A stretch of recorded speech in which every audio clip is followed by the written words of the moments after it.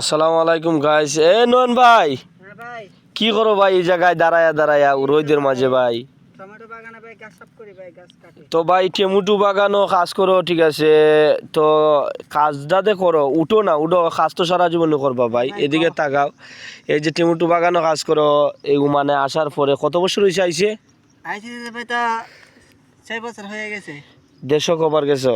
দেশে একবার গেছি, ছুটিতে গেছি, এরপর আইসি, এরপর আসছি 3 বছর হয়ে গেছে অলরেডি। আবার তো এই যে টেমুটু বাগানও কাজ করো, অনেক মানুষে ঠিক আছে বলে যে টেমুটু বাগানও বলি টাকা কম, ঠিক আছে। মানে তোমার কত টাকা প্রতি মাসও ইনকাম আছে? আমার প্রতি মাসে ভাই এদিকে তাকাও ভাই, কাজ করবা পরে ভাই। 150 টাকা। 150 টাকা বাংলার কত পরে? বাংলার তো ওই 50-60 হাজার হয়ে যায়। হ্যাঁ ভাই, পরে ভাই।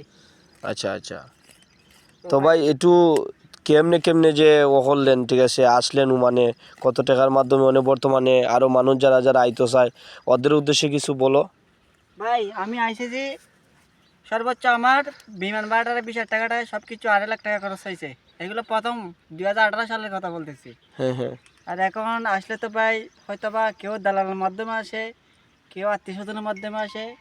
আত্মীয় স্বজনের মাধ্যমে আসলে ভাই একটু কম টাকা পয়সা, আর দালালের মাধ্যমে আসলে তো ভাই দালালরা তো জানেন, আমার দেশে বাংলাদেশি দালালরা তো জানেন। তো যাই হোক, ধন্যবাদ গাইজ। নয়ন ভাই কাজ করেন।